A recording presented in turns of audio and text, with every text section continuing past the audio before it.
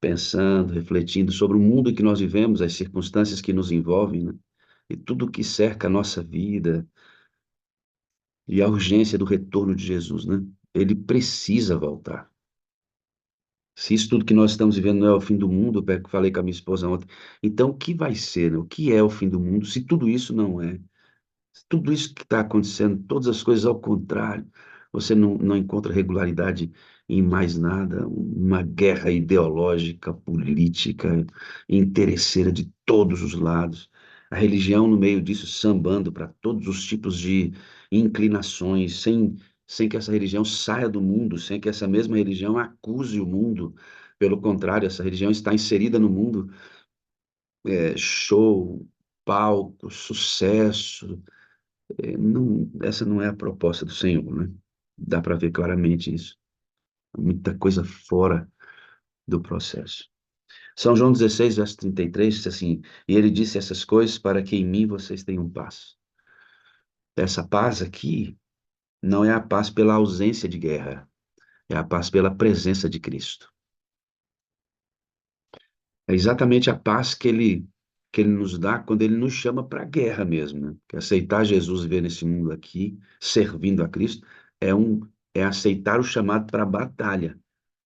Então, essa paz não significa ausência de guerra, mas a presença de Cristo.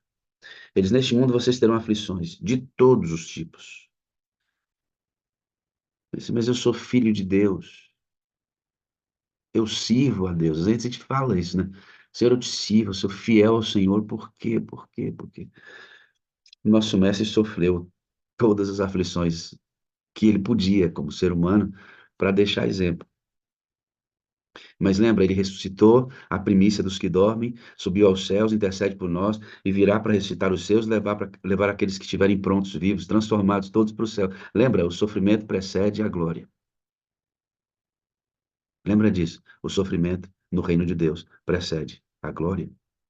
A paz do mundo precede a destruição. Entende isso, não?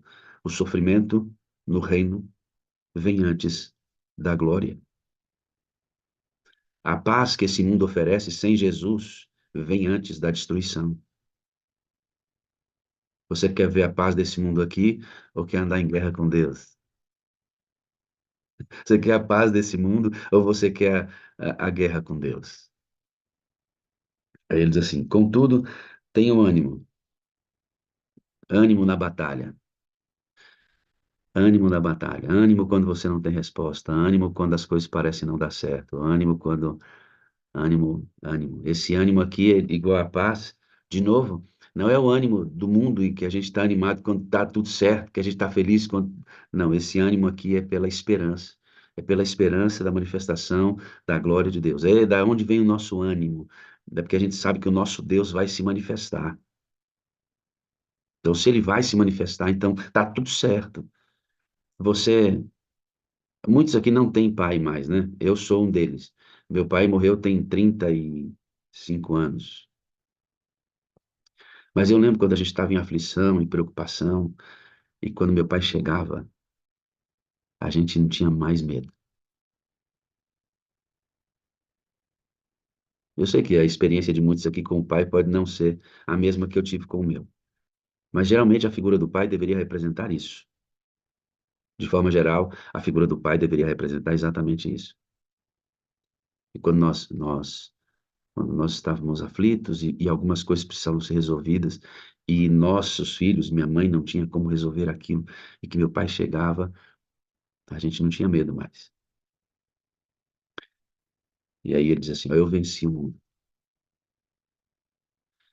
Deixa eu só dizer uma coisa aqui pra gente. É assim que eu penso. Eu não sou chamado para vencer o mundo muito, embora eu tenha que batalhar aqui muito. Porque o mundo já está vencido. A minha batalha não é para vencer o mundo. Jesus já venceu Satanás. A minha batalha é para permanecer com Cristo. Toda a nossa luta é para permanecer com Ele, com Ele, com Ele, até que Ele se manifeste. Ele vai dizer assim: eu vim dar segurança para você, para sempre. É uma questão de fé. Isso alimente o nosso coração. Eu disse estas coisas para que em mim vocês tenham paz. Neste mundo vocês terão aflições. Contudo, tenham bom ânimo. Eu cheguei. Eu cheguei, calma, eu cheguei. Pronto, está tudo resolvido. Agora vocês podem dormir em segurança. É isso, mais ou menos isso, entende? Calma, calma, filho. Pode ir pro seu quarto. Deita lá na sua cama. Mas, pai, filho, vai, deita lá na cama. Eu cheguei. Vamos orar. Eterno Deus e Pai, esperamos o teu retorno. Tá tudo bagunçado aqui, Senhor. Tem um monte de coisa que a gente não pode resolver, que a gente não está conseguindo resolver. Essas coisas estão afligindo o nosso coração, estão angustiando a nossa alma. O Senhor precisa chegar para colocar tudo em ordem. Está se tornando insuportável esse mundo para quem te ama. Para quem te ama, esse mundo está se tornando insuportável. O Senhor precisa chegar. Dizer, calma, eu cheguei, podem dormir.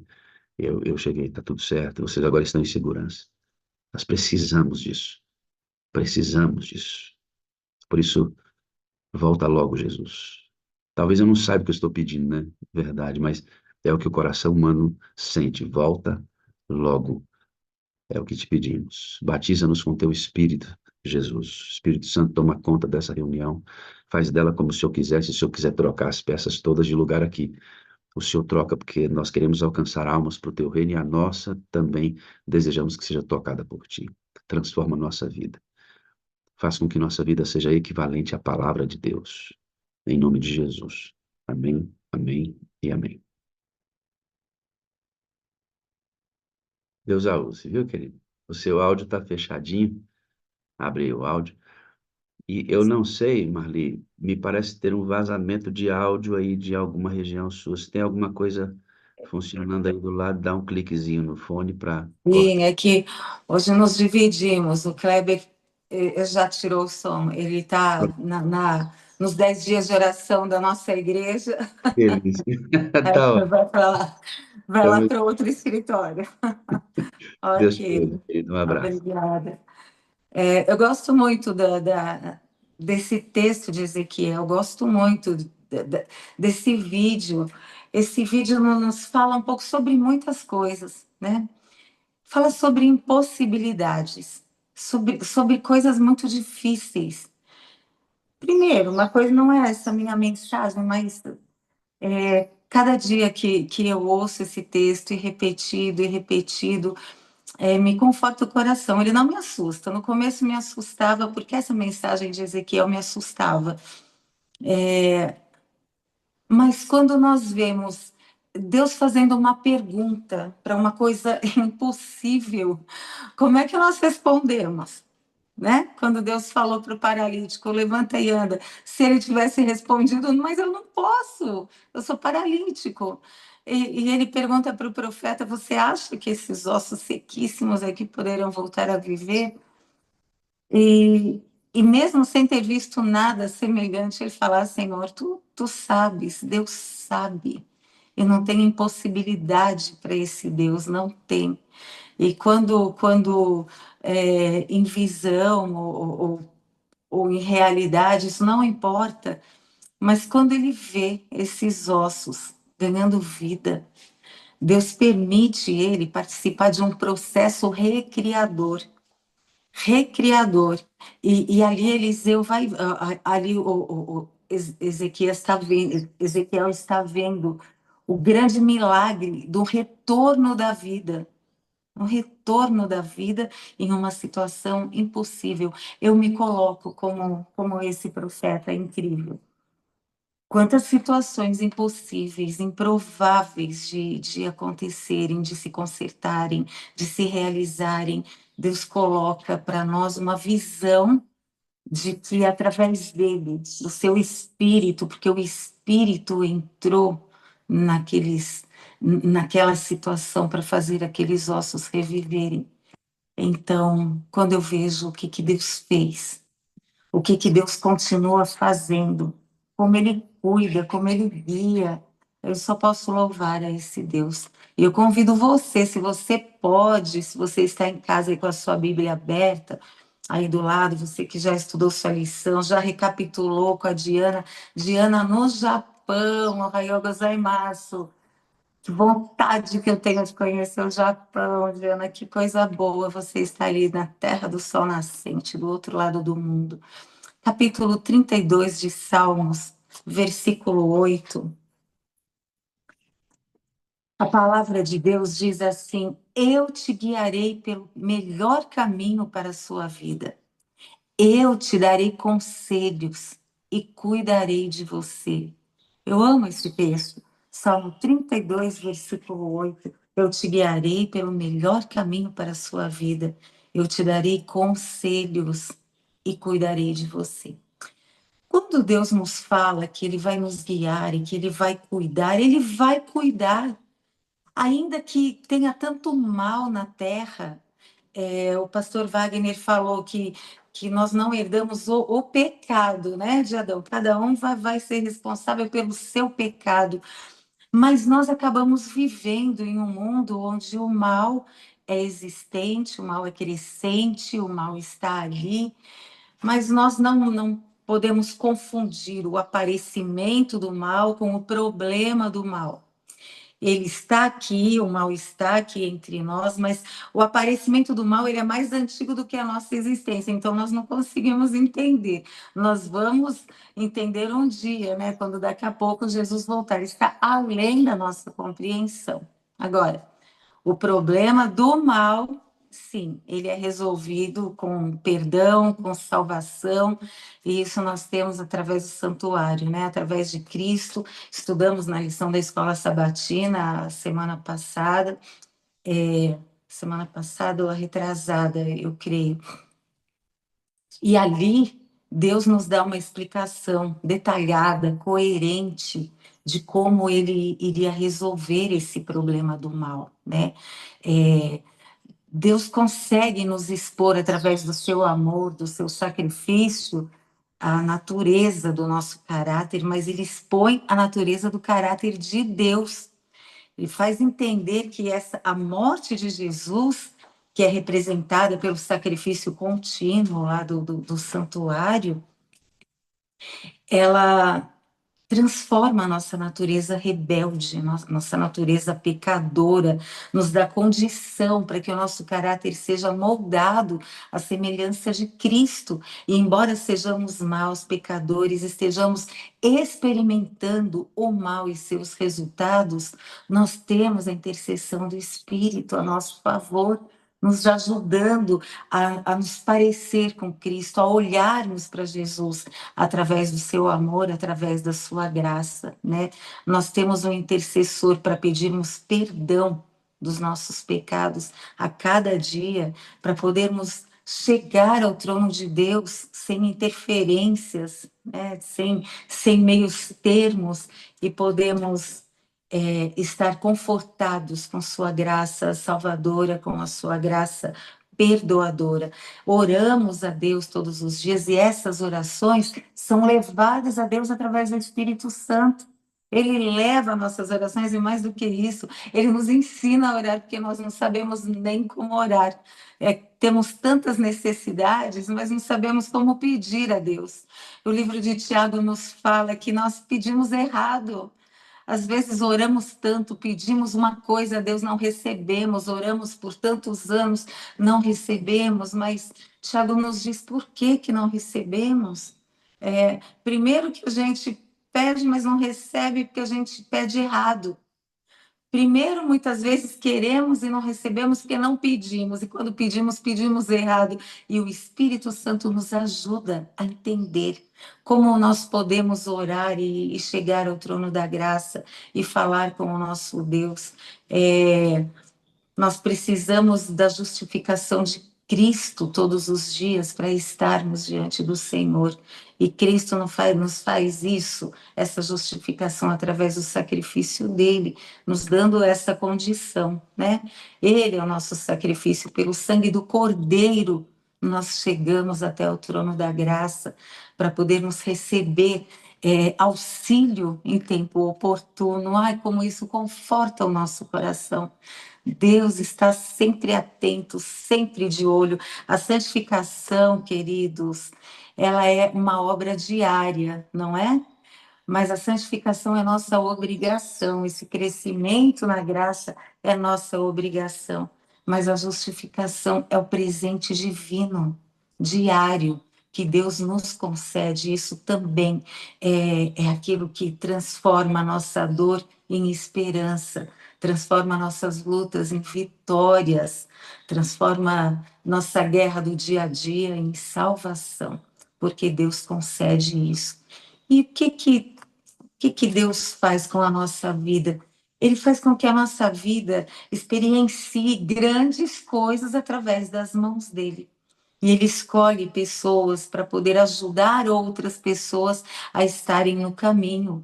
E nós somos ajudados, por exemplo, todos os dias aqui na sala 57, não é? Com força, com poder, com alimento. Nunca recebi nenhuma cesta básica aqui na minha casa da sala 57, mas eu recebo um banquete todos os dias de manhã, você também, não é? Nós somos alimentados com a palavra que traz vida, que traz cura, que traz graça, que traz esperança, que traz salvação. E esse é todo o alimento que nós precisamos, a graça de Deus e o poder da sua palavra. E Deus escolheu você também, para que ele manifeste a graça dele, para que você manifeste o que ele manifestou em você para outras pessoas, para que essas pessoas experimentem a graça, sintam e recebam essa manifestação e também manifestem isso a outro, uma corrente do bem desde a criação do mundo até a volta de Jesus. E nós temos exemplos na Bíblia, muitos exemplos que nos mostram pessoas que Deus escolheu e que teve que manifestou poder e graça, e essas pessoas tiveram um ministério lindo, e através desse ministério outras pessoas foram abençoadas com o poder de Deus.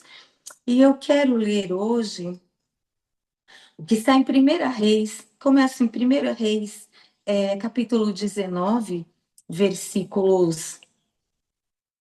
Ah, esse capítulo, bom, capítulo 19, do versículo 10 em diante, Deus está falando com o seu profeta Elias, o grande profeta Elias, profeta do povo de Deus. Ele teve um ministério lindo, incrível, abençoado aqui na terra, mas chegou o tempo dele passar esse ministério. Ele seria levado. Elias se tornou tão amigo de Deus que Deus não podia ficar esperando até a volta de Jesus para levar Elias. Ele falou: não, Elias vai vir aqui ficar comigo, tem uma representação importante para ele aqui até a volta de Jesus. Quando meu filho estiver lá na terra, ele também vai ter um papel importante. Enfim, Deus falou para Elias, assim, dentre as muitas coisas que ele falou, no versículo 16: unja Jeú, filho de Ninzi, como rei de Israel, e unja Eliseu, filho de Zafate, de Abel Meolá, para suceder você como profeta. Queridos, não somos insubstituíveis como pessoas, não somos. Mas Deus tem um ministério para ser feito através de nós, um ministério influenciador. Pessoas normais, pessoas comuns como eu, pessoas especiais como você, Deus tem um ministério para cada um de nós. O nosso ministério teve um começo com os chamados de Deus antes do nosso nascimento, para vivermos a sua graça, para experimentarmos o seu amor, para partilharmos os seus dons. E o nosso ministério, então, teve um começo, o nosso ministério tem uma continuidade e o nosso ministério tem um fim. Possivelmente o ministério de todos nós terá um fim conjunto, daqui a pouco com a volta de Jesus. Esse será o final comum. Mas muitos, até antes de nós, morreram, descansaram, dormiram no Senhor, cumpriram o seu ministério. E eles cumpriram. E Elias estava para terminar o seu ministério. Deus falou: o seu ministério aqui na terra, ele vai terminar. E você vai colocar alguém no seu lugar. Eu escolhi Eliseu para poder ser aquele que vai te suceder. Quem era Eliseu? Então, Eliseu estava lá cuidando de uma junta de bois, e aí Elias chegou e jogou sua capa em cima, e esse jogar de capa, a capa era o símbolo do poder de um profeta. E quando Elias joga sua capa sobre Eliseu e atira, ele estava dizendo: Você foi escolhido para ser o meu sucessor. E Eliseu falou: Olha, eu vou só me despedir dos meus pais, eu posso? Pode, vai lá. E Eliseu passou a seguir Elias nos últimos momentos, nos últimos dias que ele passou aqui na terra. Quem era Eliseu para ser escolhido? Sabemos tão pouco de Eliseu, não é? Eliseu, ele vinha de uma família rica, era um homem rico, a família dele era. Eles tinham agricultura, tinham muitas terras e cultivavam essas terras.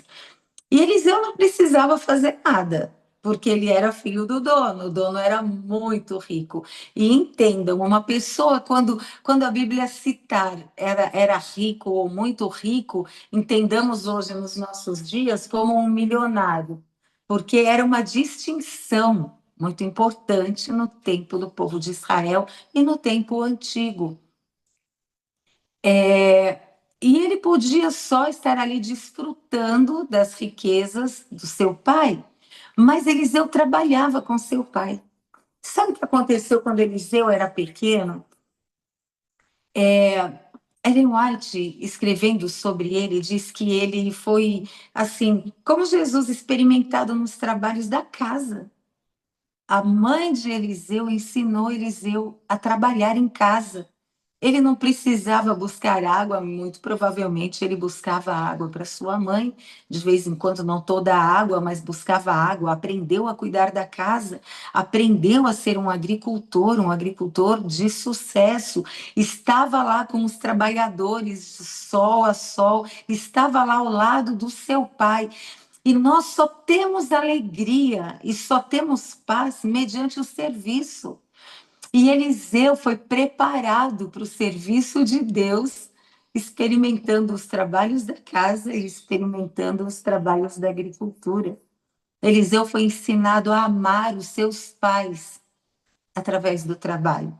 Quando nós trabalhamos, nós entendemos o cansaço das pessoas. A compaixão, ela cresce no nosso coração. A empatia, ela aumenta e nós nos tornamos semelhantes a todos, porque somos. Às vezes a maldade, o pecado, Satanás faz crescer na mente das pessoas uma certa distinção. Você é melhor do que eles. Não, não somos melhores do que eles. A visão do Vale de Ossos Secos nos faz entender que o fim das pessoas é igual para todo mundo, para todo mundo. Todos terminarão como ossos secos. Então, para que o orgulho, para que a vaidade, para que você se sobrepor sobre alguma pessoa, para que falar grosseiramente, para que levantar a sua voz, para que usar palavras ríspidas, para que ouvir a voz de Satanás e magoar alguém, magoar pessoas, se o final de todos é igual? É o mesmo. Mas assim como o final de todos é o mesmo, é igual, os milagres na vida também podem ser iguais, como o milagre do renascimento, como o Vale de Ossos que nós podemos assistir todos os dias de manhã. Podemos nos confortar que Deus nos guia pelo caminho e Ele faz isso através do Espírito Santo, nos dizendo: esse é o caminho, andai por ele. Olha, não fala isso. Segura. Eu sei que essa pessoa merece, mas não fala não. Segura. Aprenda com Jesus. Calar na hora certa, falar na hora certa, usar palavras poderosas de construção, de restauração. Eu te guiarei pelo caminho, o melhor caminho para a sua vida. Eu te darei conselhos. Olha o Espírito falando a nós. Eu te darei conselhos e eu cuidarei de você. Então, Eliseu foi caminhar com Elias. E agora, no livro de Segunda Reis, o livro de Segunda Reis, capítulo 2, nos fala que quando o Senhor levou Elias ao céu no redemoinho, aconteceu o seguinte: Elias e Eliseu saíram de Gilgal. E no caminho, Elias lhe disse: Fica aqui, Eliseu, porque Deus me mandou ir a Betel. E Eliseu falou: Juro pelo nome do Senhor, e juro por tua vida, que não te deixarei ir sozinho. Eu não vou deixar vocês sozinhos, eu vou te acompanhar. Eliseu sabia que ele era o sucessor e que Eliseu iria para o céu. E Eliseu falou: eu não vou ficar, não vou te deixar. Eu vou ficar com você, não vou te deixar sozinho. Vocês se recordam da experiência de Jacó? E quando ele estava com muito medo, ele saiu dali do meio da sua família e ele foi orar sozinho, foi buscar a Deus. Apareceu um homem e começou a lutar com ele, e ele começou a lutar com esse homem. E ele entendeu, quando o dia já estava quase amanhecendo, que esse homem não era um homem comum, era o anjo do Senhor. E ele segurou esse homem, e quando não dava mais para lutar, ele se agarrou, fez um clinch, né? Como tem no boxe, o lutador está muito cansado, ele segura o outro, ou o outro segura ele. Então, ele, ele diz assim: Não vou te deixar ir. Jacó segurou o anjo. E o anjo falou: Me solta, porque eu preciso ir. E ele disse: Não vou te deixar ir, eu não vou te soltar se você não me abençoar. Eliseu, ele fez a mesma coisa, falou: Meu Senhor, não vou te deixar sozinho. Eu não vou, eu vou com você. Então, a Bíblia diz: eles foram a Betel. Então, lá em Betel, Elias começou a falar pela última vez, ali na escola dos profetas, ali com todo o seu povo, ali numa reunião campal, onde todos se reuniram para ouvir a voz do seu Senhor pela última vez. E então, no versículo 4 do capítulo 2, eles saíram de lá de Betel, andaram um pouco mais, e Elias vira para Eliseu e falou: Eliseu, fica aqui, porque eu vou para Jericó. E Eliseu falou a mesma coisa: capaz que eu vou ficar, não vou te deixar ir sozinho, eu vou ficar com você, não vou te deixar ir. Juro pelo nome do Senhor e pela tua vida que eu não vou te deixar só. E sendo assim, foram os dois a caminho de Jericó. Lá em Jericó, Eliseu reuniu todos os discípulos, né, da escola de profetas, reuniu o povo que estava ali, fez a sua reunião campal pela última vez, pregou, ministrou a palavra para aquelas pessoas que estavam ali. E o versículo 5, em Jericó, os discípulos dos profetas foram falar com Eliseu e perguntaram: Você sabe que hoje o Senhor vai levar para os céus o seu mestre e vai separar ele de você? E Eliseu respondeu: Eu sei, mas não falem isso, não falem nisso, não falem nada. Em seguida, quando terminou a reunião campal, Elias falou para Eliseu: Agora fica aqui, porque Deus me mandou ir para o Jordão, e eu vou para o Jordão. E Eliseu respondeu: Qual parte do eu não vou te deixar só você não entendeu? Eu não vou te deixar só, meu Senhor, eu vou com o Senhor. E Eliseu falou: Então está bem. E eles foram. 50 discípulos dos profetas acompanharam eles. Mas quando chegou na frente do rio Jordão, eles ficaram. E Elias e Eliseu seguiram. Como é que eles seguiram? Atravessaram o Jordão. Elias tirou o seu manto, que era o símbolo do poder de Deus ali para um profeta. Com esse manto ele enrolou e ele bateu com ele nas águas, as águas se dividiram, como aconteceu com o Mar Vermelho. As águas do Rio Jordão se abriram e eles atravessaram o Rio Jordão. E o Jordão se fechou.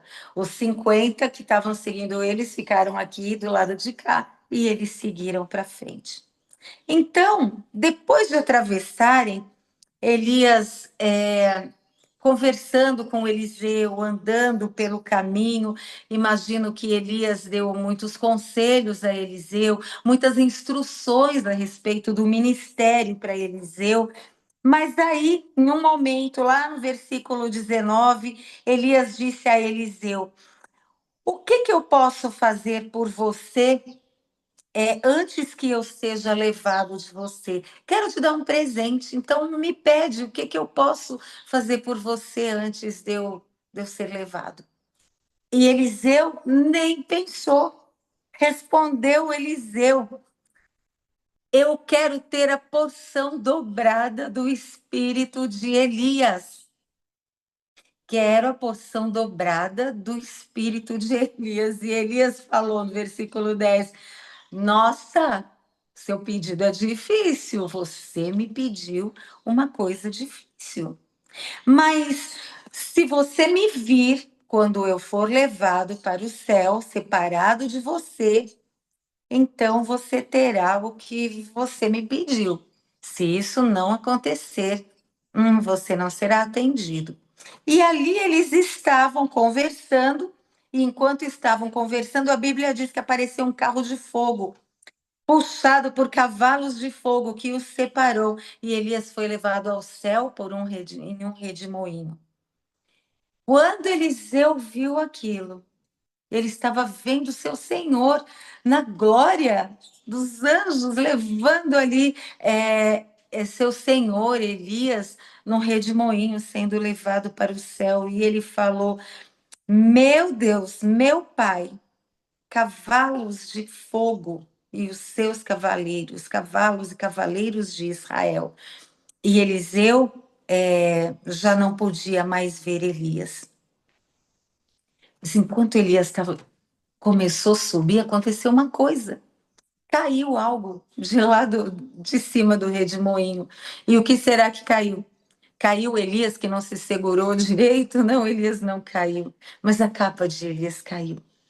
O símbolo do poder de Deus sobre uma pessoa, escolhida como profeta, caiu, foi deixado ali para Eliseu. Eliseu pegou aquele manto.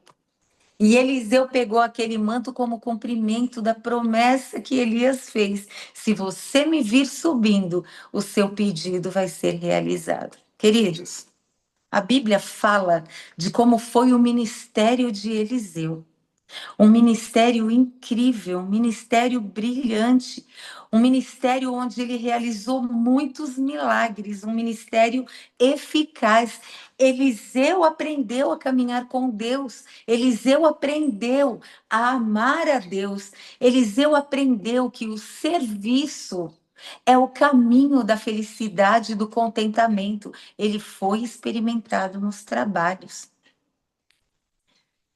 E por isso o ministério dele teve êxito. Não era alguém que queria a glória de ser um profeta, mesmo porque um profeta tinha uma caminhada difícil. Ele tinha mensagens difíceis a serem dadas para o seu povo. Quantos profetas nós vemos que tinham mensagens muito, muito difíceis para serem dadas ao povo? Jeremias foi um profeta desse, mensagens difíceis. Amós, mensagens difíceis. Muitas vezes o povo não queria aquela mensagem, o povo castigava o profeta, o povo rejeitava o profeta, negligenciava a voz do profeta. Mas Eliseu, ele pediu porção dobrada do poder do espírito de Elias e ele recebeu.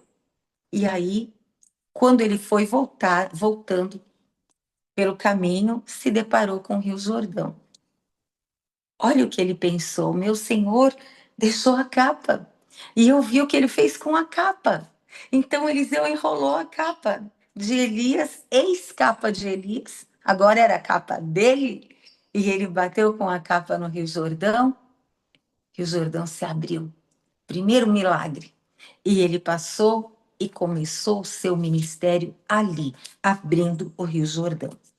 Sabe, a Bíblia nos fala que Eliseu ia muitas vezes lá para Carmelo, onde Elias tinha feito aquele desafio com os profetas de Baal. Então, Elias, ali nesse caminho, Eliseu passava por um vilarejo, uma pequena cidade, onde tinha uma mulher que observava ele passando, e ela falava para o seu marido: Olha, aquele é um homem de Deus. Então eles chamavam aquele homem de Deus para beberem uma água fresquinha, comerem alguma coisa. Eliseu caminhava com os seus servos, Geazi, e os dois andavam por ali.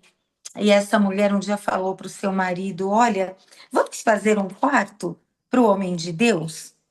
E então ele falou: Podemos fazer. Ela falou: Vou fazer um quarto para o homem de Deus poder ficar ali. E então essa mulher, ela não tem um nome, mas como ela morava nesse vilarejo de Sunem, a Bíblia coloca ela como a sunamita. E essa sunamita, vocês encontram a história dela no capítulo 4 do livro de Segunda Reis.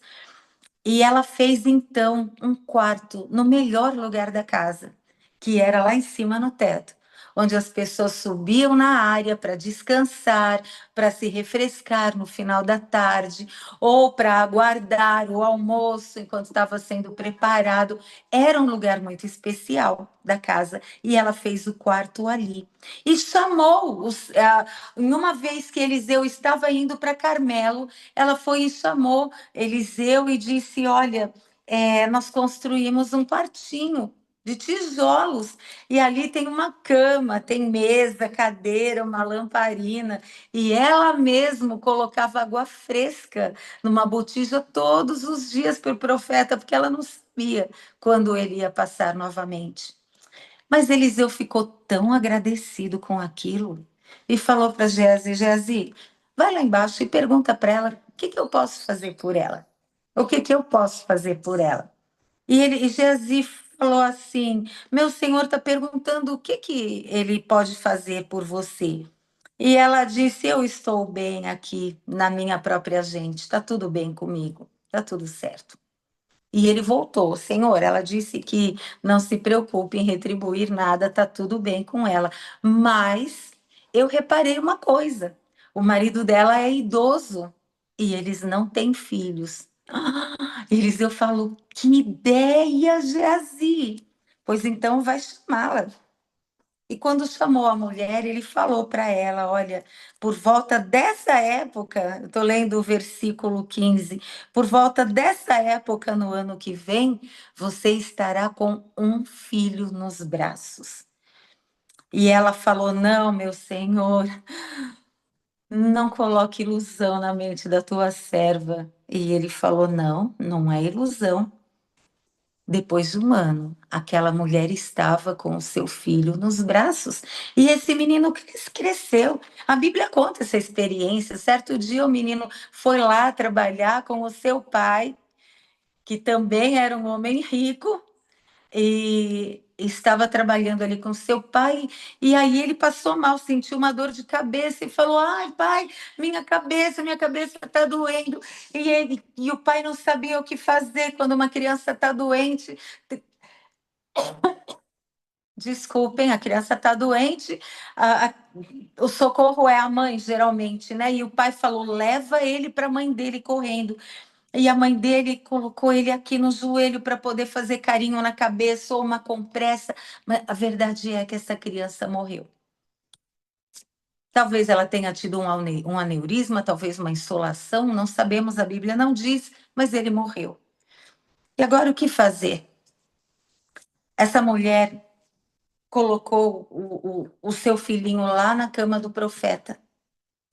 Falou para o servo para ele poder arriar o cavalo, prepara um cavalo que eu vou viajar. E aí ela foi lá com seu marido e falou assim: Eu vou lá para Carmelo.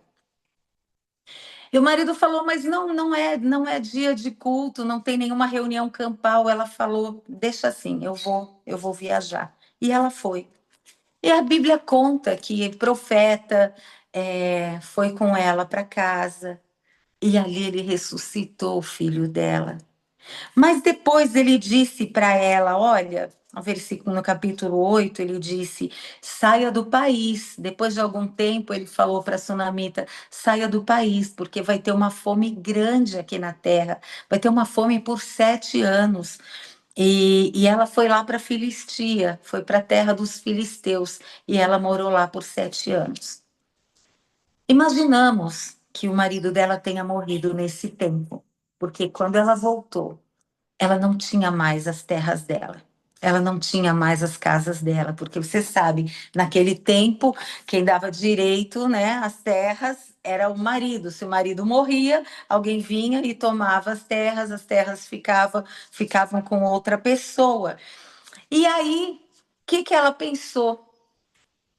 Ela pensou, eu vou falar com o rei. E ela pensou, como eu vou fazer isso? Queridos, um dia o rei estava conversando com Geazi. E conversando com Geazi, ele perguntou, falou assim: me fala, me conta o que que tem acontecido, me fala sobre os prodígios de Eliseu, o que que ele anda fazendo, me fala dos milagres que ele tem realizado. E Geazi começou a contar os milagres de Eliseu, que já eram notórios e corriam pela terra de Israel, o reino do norte. E então ele falou, Eliseu fez isso, e o rei ouvia assim com muita atenção, dizia, é mesmo, ele fez isso? E Geazi falou, majestade, o senhor não acredita, Eliseu ressuscitou o filho de uma mulher lá em Sunem. Imagino o rei falando, ressuscitou? Me conta mais sobre isso. E Eliseu começou a contar. E sabe quando às vezes a gente está conversando, eu mesma estou aqui falando com vocês, de vez em quando eu viro a cabeça, a gente vira a cabeça para olhar nada. E quando ele virou a cabeça para olhar nada, o que ele viu? Quem ele viu? Ele viu a sunamita lá no palácio do rei. E ele disse: Majestade, é aquela senhora que está ali, que teve o filho ressuscitado por Eliseu. E o rei olhou e mandou trazerem aquela mulher. E a mulher se ajoelha diante dele em respeito ao rei. E o rei falou: Então, me conta o que aconteceu, o que Eliseu fez por você? E aquela senhora contou tudo que Eliseu fez por ela. E também contou como ele ressuscitou o seu filho. E também contou que agora, que ele avisou a ela que haveriam 7 anos de fome e que ela deveria sair de lá. E ela foi para a terra, para as terras da Filistia. E agora ela voltou. E ela já não tinha mais o seu lugar. E ela tinha ido ali para pedir ajuda do rei. Olha só, ela tinha ido para pedir ajuda do rei no mesmo momento em que o rei estava conversando com Geazi e no mesmo momento em que o rei pediu para Geazi contar dos feitos de Eliseu. E o rei, no capítulo 8, no versículo 6, o rei pediu que ela contasse o ocorrido e ela confirmou os fatos. Então, ele designou um oficial para cuidar do caso dela. Ele ordenou: devolva tudo o que lhe pertencia, inclusive toda a renda das colheitas, desde o dia que ela saiu desse país até hoje. Não só devolveu as terras, mas tudo que foi plantado, colhido, vendido, ela recebeu esse dinheiro de volta e recebeu as suas terras de volta e não perdeu mais, porque ela estava agora com o seu filho e agora que as terras foram restituídas, ela não perderia mais as suas terras. Ai, queridos, olha, no momento certo, no lugar certo, falando as palavras certas e experimentando um milagre muito maior do que ela pensou em pedir para o rei. Porque a Bíblia nos diz que Deus está tão atento para nos dar muito mais do que pedimos ou pensamos. Ah, Deus ainda faz esses milagres. Nós temos o nosso Deus intercedendo por nós, e nós temos esses milagres feitos na nossa vida. O livro de Ezequiel 37, para aquelas pessoas que têm a necessidade, uma necessidade interior, que não é uma necessidade. Aqueles que têm uma necessidade financeira, e talvez muitos que estejam nos ouvindo aqui tenham uma necessidade financeira nesse momento. Deus é tudo em todos e Deus pode suprir as nossas necessidades. Não é assim que diz o verso? O meu Deus suprirá cada uma de vossas necessidades. O meu Deus, segundo as suas riquezas, suprirá em glória cada uma das vossas necessidades. Se você está precisando de apoio, de conselho, de ajuda, de esperança, para aquela que não tem marido, Deus diz: Eu sou teu marido. Para aquela que está sozinha, porque os seus filhos já saíram de casa, ele diz: eu vou cuidar de você, eu estarei com você. Para aquele que perdeu a mãe, o pai está sozinho, ele diz lá no Salmo: Eu faço com que o solitário viva em família. Nós temos aqui uma família, a família da Sala 57. Se você faz parte dessa família, nunca mais você vai estar sozinho. Porque a família de Deus, ela é uma família mundial. Nunca mais você estará sozinho. Talvez a sua necessidade seja emocional, um relacionamento melhor com o seu marido, com a sua esposa, com os seus filhos, e você precisa de uma orientação, e Deus vai te encaminhar para uma orientação. Mas se você precisa de esperança, de perdão, porque tem o coração cheio de dor, ou cheio de tristeza por pecados cometidos, ou por mágoas, ou por dor, o capítulo 37, versículo 11 em diante, nos fala assim, é a sequência da visão dos ossos, né? Então ele me disse: Filho do homem, esses ossos secos são toda a casa de Israel. E eles dizem: nossos ossos se secaram e a nossa esperança morreu para sempre. Por isso, profetiza e diga para eles: assim diz o soberano, o Senhor: ó meu povo, vou abrir os seus túmulos, vou fazê-los sair de lá, trarei vocês de volta. E quando eu abrir os túmulos, sabe, essa morte emocional, essa morte que faz com que a gente desista de lutar, acha que não tem esperança para nós, quando eu os fizer sair, vocês saberão que eu sou o Senhor. Eu porei em vocês o meu espírito e vocês viverão.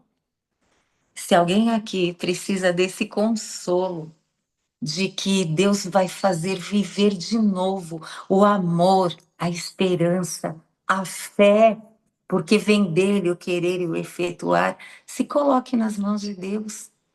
Deus tem o momento certo, as palavras certas, o lugar certo para reconstruir nossa vida. Os milagres que aconteceram através de Eliseu podem acontecer através de Deus na nossa vida, mas também ele pode usar pessoas para realizarem milagres na nossa vida. Essa mulher pode ser um símbolo da minha vida e da tua, de que onde não há esperança, vai haver uma colheita superabundante. E não importa quão pecadores sejamos, se nos arrependemos e recebemos a graça de Deus na nossa vida, a Bíblia, a palavra de Deus nos fala: onde abundou o pecado, superabundou a graça. E que a graça de Deus nos cubra, nos dê fé, esperança e um dia feliz. Eu oro por isso. Amém? Amém. Eita viagem histórica, hein? Que maravilha. Vamos orar para que esses milagres aconteçam também em nossa vida e que essas manifestações do poder de Deus sejam visíveis, né? E a gente consiga, inclusive através dessas manifestações, da guia de Deus, como ele fez com esses dois homens poderosos na Bíblia, também nos deem garantia de que o Senhor lidera a nossa existência. Mesmo que a gente passe momentos difíceis, você diz que o profeta passa por cada uma, né? Sim. Gente, eu queria ser profeta, mas rapaz, não é É, brincadeira. Chamado às vezes é muito duro. Obrigado, muito obrigado pela mensagem bíblica, né? Mensagem na palavra de Deus. Espero que sejam mais vezes, né? A sua aparição. obrigada. O Kleber, vamos acertar o dia dele aí, tá bom? Você pode orar? Obrigada. Pode. Oremos. Senhor Deus, te damos graças e louvamos o teu nome, pelo teu amor grandioso, pelo teu cuidado sobre cada um de nós. Quando abrimos a palavra, e estudamos as maravilhas que o Senhor faz. Apesar do mundo ser um mundo de pecado, o Senhor nos guia, nos aconselha, escolhe o melhor para nós. E mesmo quando parece que tudo está dando errado, o Senhor nos dá esperança de que não vamos viver uma vida de ossos secos, mas vamos experimentar uma recriação através da graça do Espírito Santo de Deus na nossa vida. Nós queremos pedir isso hoje para cada um de nós, Senhor. Queremos esse Espírito nos trazendo vida, nos fazendo renascer em esperança, em fé, em alegria, em ânimo para o trabalho, em recomeços em família, em estudo, em qualquer área que seja, confiando que o Senhor está ao nosso lado e o Senhor nunca vai nos abandonar. Abra os nossos olhos para que vejamos o teu atuar sobre nós e que sejamos gratos por cada manifestação do teu amor e da tua presença na nossa vida. Perdoa, ó Senhor, os nossos pecados. Clamamos em nome e por amor de Jesus. Amém. Tenho 4 coisas para te dizer. Eu amo você, eu preciso de você para ser feliz. Você é a parte visível de Deus e eu creio mais em Deus porque você existe, irmã. Obrigada, pastor. Muito obrigada. Eu retribuo com as mesmas palavras e estendo a todos. Eu amo vocês. Eu preciso de vocês para ser feliz. É, o Senhor, pastor, é assim a parte visível de Deus. E muitos aqui da sala, vocês são a parte visível de Deus. Eu creio mais em Deus a cada dia, porque o Senhor e todos vocês existem. Muito obrigado. Um grande dia na presença de Deus. Amém. Fica com Deus, um abraço no pastor aí. Obrigada. Bom dia, Edna dos Santos Silva. É só abrir seu áudio, você já está autorizada. Bom dia, pastor. Está Tudo ouvindo bem? bem? Estamos ouvindo bem. Você está onde agora, Edna? Eu estou em Cuiabá, Mato Grosso. Aí é bem fresquinho, né? Bem fresquinho no ar-condicionado. Irmão, Cuiabá é quente, é quente, é quente. Eu fui fazer um final de semana em Cuiabá, na igreja de um pastor amado, pastor Salomão Sarmento. A gente olhava no asfalto assim, Edna, chega, tava crepitando, o asfalto parecia estar mexendo, Sim, assim, aquela vibração no ar, né? Do muito calor subindo. quente. É, Depois eu conheci um lugar mais quente que Cuiabá ainda, que foi Tocantins, amigo. Meu amigo, ali é quente. E o Rio de Janeiro, vou morar pelos irmãos de lá, 55 graus no termômetro, meu amigo, no Rio de Janeiro. Voltando, Edna, você tem uma história muito interessante. Você é filha do Oscar e da Rosa. Eles eram católicos praticantes, moravam no Paraná, até que o estudo bíblico chegou na casa de vocês, e a sua mãe vai dizer que impressionou muito a ideia de que, ao ela descobrir que não se poderia adorar imagens. Isso porque o avô de vocês já tinha tido contato com a Bíblia, e ele começou a estudar, levou a Bíblia para o padre e pediu para que ele explicasse algumas coisas que o seu avô estava olhando e via que não combinava com a Bíblia na adoração católica, né? E aí o padre disse assim, ó, é melhor o senhor parar de ler a Bíblia. Seu avô parou de ler a Bíblia e a influência da palavra não continuou. Mas, mesmo no Paraná, vocês receberam estudos bíblicos, uma família um grupo de pessoas da igreja deram estudo bíblico para vocês, vocês se converteram e se tornaram adventistas do sétimo dia. Você vai me dizer que no início houve muita rejeição, né? Foi muito difícil o início do adventismo de vocês. Foi, pastor. A minha mãe 15, teve 15 irmãos, né? Alguns já faleceram. E aí ela, entre toda a irmandade, né? E assim, na minha família, a família materna da minha mãe eles têm uma fé muito forte, né, no catolicismo. Alguns já voltaram para a Itália, moram lá, aos arredores de Roma. Mas isso não perdurou muito tempo, porque a minha mãe, mesmo sem falar, ela trouxe vários irmãos dela para o adventismo. O irmão caçula dela se tornou adventista depois de um milagre, que a gente não vai entrar nos autos, mas um milagre extraordinário. Fez o meu tio se tornar adventista, pregador, construtor de igreja. Hoje ele dorme com o Senhor. E o filho dele, o pastor Anderson Titon Martendal, é diretor de colégio adventista no Maranhão, São Luís. Os filhos dele é uma bênção, e tem outros familiares da minha mãe adventistas, e os filhos da minha mãe, todos são adventistas, todos estão na igreja, trabalham, lutam, avançam no evangelho, e a Quantos, gente quantos precisa. irmãos você tem, Edna? Eu tenho 5 irmãos vivos, todos homens. Ei, tem? Você é bendito o fruto. Bendito é o fruto. Meu pai disse que ele queria 10 homens, e Ih, eu, como vim, um momento aqui. deve ter Eu entrado. vim, eu vim de carona. Meu papai falava assim: a Edna só está aqui porque ela é intrometida, ela veio de carona, porque eu sou gêmea, né, com o Edenito Santos, mas eu nasci antes dele. Você Papai veio, não procede, porque você eu é veio que trouxe meu primeiro. irmão. Você veio primeiro.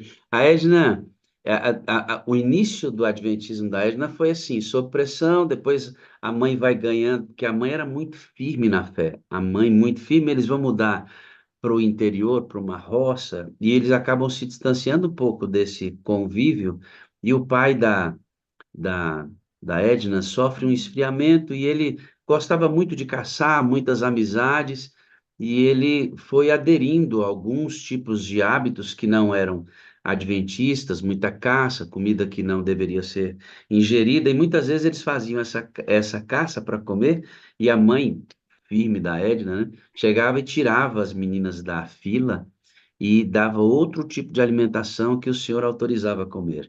Muito interessante essa firmeza da fé da mãe da Edna, especialmente nesse período em que o paizinho dela teve um certo esfriamento na fé, até que eles moravam mesmo no meio, vocês moravam no meio do mato, né, Edna? Sim, a 100 quilômetros de Juína, uma cidade do interior aqui de Mato Grosso. No meados de 1980, 1986, né, especificamente, meu pai adentrou 100 quilômetros na mata fechada, sem abertura mesmo, e em volta do nosso barraquinho era só mata, e lá a gente ficou muito tempo, sem Vocês igreja, 100 só eu, quilômetros, pai, mamãe e os 100 irmãos. quilômetros para dentro da mata. Que idade você tinha? Nós fomos para lá, eu estava com 6 anos. Quando eu saí de lá, que já era uma comunidade, a comunidade Novo Horizonte, perto da cidadezinha de Castanheira, que daí Juína é, é a cidade mais referência ali da região. Aí vem uma outra cidade menor, que é Castanheiras, e, e segue caminho para a comunidade Novo Horizonte, que na época era só mato, quando meu pai foi para lá, poucos moradores desbravando. E eu fiquei dos 6 anos até os 15 para 16 anos lá. E nessa temporada nós nunca tivemos igreja. Só um pequeno grupo, porque aí foi mais uma família adventista para lá. Até que chegou essa família e falou assim, meu Deus, que bom, porque não aparece MT aqui, né? Só nós praticamos essa fé, essa família vai somar-se à sua e vocês vão praticar a fé adventista nesse lugar. E nesse registro tem uma história muito legal que você conta, que vocês, o pastor não dava para avisar, e tinha onça perto onde vocês estavam, o lugar era perigoso. Mesmo assim, aquele pastor jovem aparecia cantando um hino. Que hino ele cantava? Ele cantava, quero ter Jesus comigo, sempre aqui em meu viver. Ele cantava enquanto caminhava para chegar na nossa casa, porque o ônibus passava na linha, né, que é a estrada principal. E mas deixava os passageiros a mais ou menos 4 quilômetros da nossa casa, né? Então, sempre que nós ou qualquer pessoa viesse nos visitar, tinha que passar esses 4 quilômetros por dentro de mata. E ele chegava sem avisar, sem nada, a gente acordava com os hinos, porque dentro da mata, meia-noite, 1 ou 2 da manhã, propaga longe, né? Aí o meu pai e minha mãe nos acordava, né? Falavam, ó, o pastor tá chegando, acorda todo mundo. Ele chegava na sua casa meia-noite, 1 hora da manhã, dentro da mata. Meu pai até brincava com ele, meu pai sempre foi muito bem-humorado, muito. E aí ele falava, pastor, e os gatos aí em volta do senhor não ficou com medo? Ele, o pastor nunca teve medo. Pastores na vida da Edna foram bem fundamentais. O nome desse pastor é José Carlos, não é isso? Não, pastor, Carlos. eu espero não estar equivocada. É Carlos Maciel do Nascimento. Eu fiz uma busca aqui pelo Google. Ele Aham. tem um registro aqui na LM, aqui na associação, que antigamente, né, era a Associação Mato Grossense. Ele tem um registro, sim, que Carlos logo, pouco Maciel. tempo depois, oi? Carlos Maciel. Do Nascimento. Pois é esse pastor. Esse já faleceu, né? Faleceu pouco tempo, ele faleceu bem jovem, deixou esposa, 2 filhos pequenos.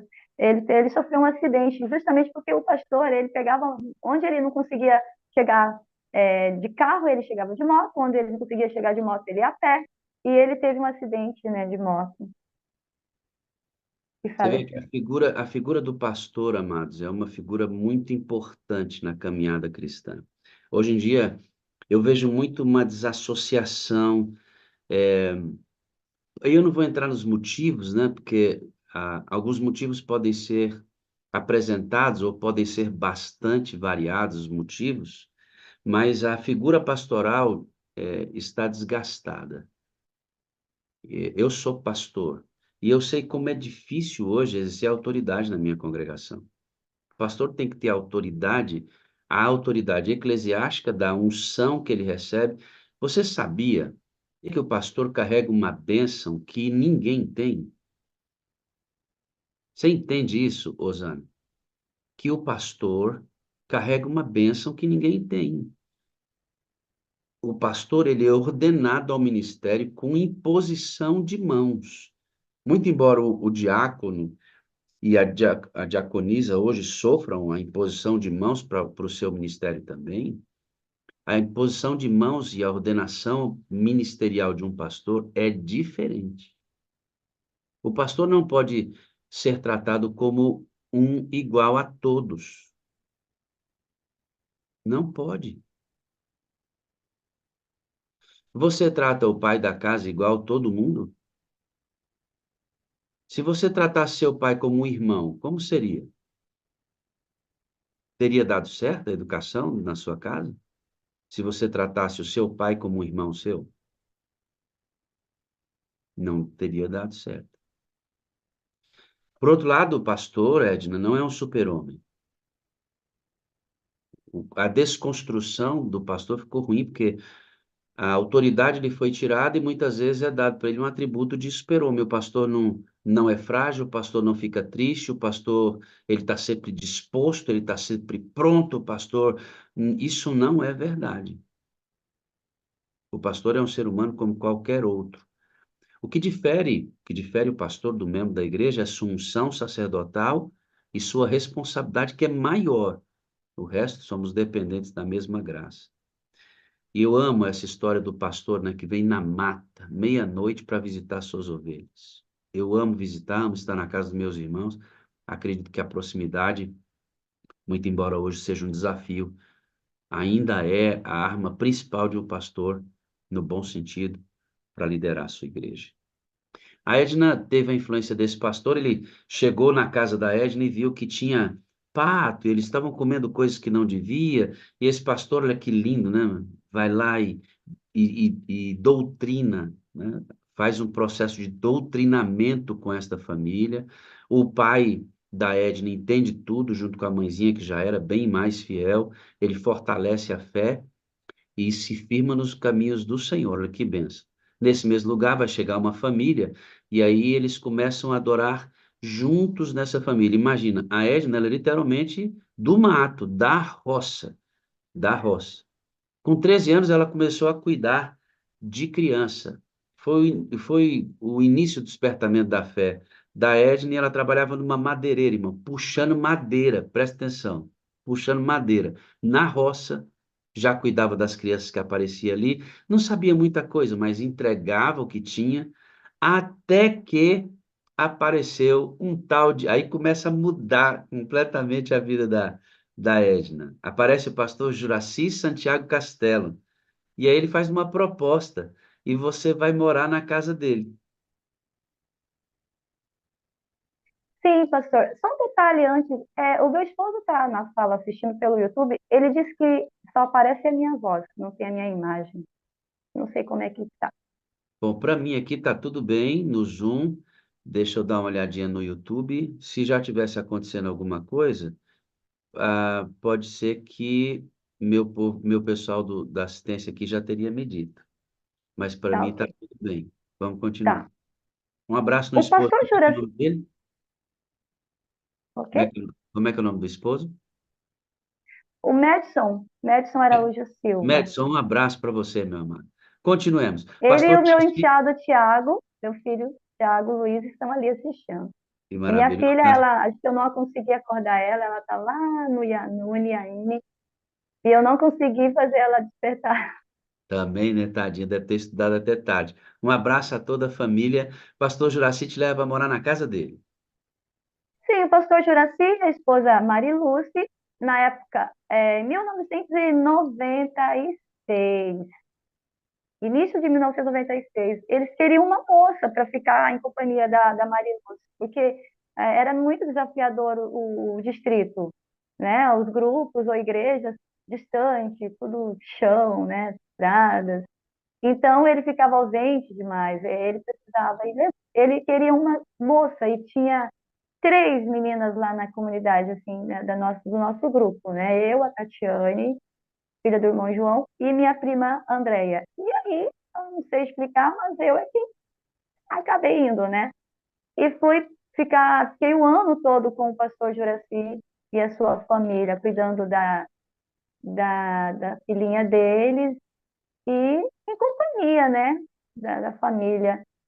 A Karine, nome da filhinha deles. Hoje deve estar linda, uma moça bem feita. E ali eu fiquei o ano todo, mas eles visavam assim, Edna, você não vai poder ficar aqui assim, né? Sua vida não pode parar aqui, você tem que continuar estudando. Eu tinha feito só a oitava série, né? Na época era só até a oitava. E eu falei, mas eu não sei nem o que eu vou estudar. Ela disse, o pastor falou assim, olha, lá no colégio, vamos tentar enviar você para o IAAMO, Rondônia, né? O Instituto da Amazônia Ocidental, acho que é. E lá tem magistério para dar aula, para ser professora. E tem também técnico em contabilidade. Era esses cursos de ensino médio. E aí eles mesmos falaram, olha, pelo seu perfil, acho que você vai se dar bem no magistério. E eu fui para o colégio. Eu fui estudar, e cheguei lá. No início não entendia quase nada do que eu iria fazer, né? Mas aí foi rápido a adaptação, a gente foi como bolsista, né? Trabalhando 4 horas por dia, 9 horas aos domingos. 3 anos eu passei no Colégio IAAMO, E foram, assim, os melhores da minha existência, eu acho. Assim, na fase, né, da juventude, foram esses anos. No colégio ia amo. Eu estou tentando observar aqui e dar um jeitinho, porque realmente no YouTube, o pessoal do YouTube está aparecendo só a minha imagem, não está aparecendo a sua imagem. Não sei por que motivos. Agora você apareceu. Deixa eu ver se a gente consegue. Uhum. Você está aí. Edna, continue comigo. Se eu não conseguir resolver isso,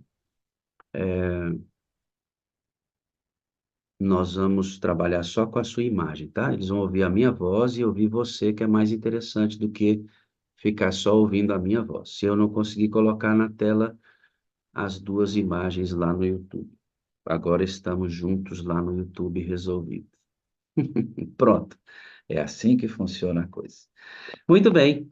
Caminhando aí, você vai para o colégio, você vai me dizer que chega no colégio e você é meio que um bichinho do mato lá, não conhece nada, não sabe como é que aquele negócio funciona, e você vai meio perdida no colégio. Ao chegar no colégio, eu quero falar sobre esse assunto aqui, porque é muito importante. Você começa a sofrer bullying, porque você, quando criança, nós não vamos entrar nos detalhes, para a gente aproveitar bem o nosso tempo, você sofre queimadura nas duas pernas, uma muito mais que a outra, e naquele período, quando você chega na escola, você meio que mancava de uma perna por causa do encurtamento dos nervos, do músculo, da própria pele, cicatrização, aí as pessoas brincavam com aquilo. Como é que eram as brincadeiras? Como é que eles faziam? Fala para mim.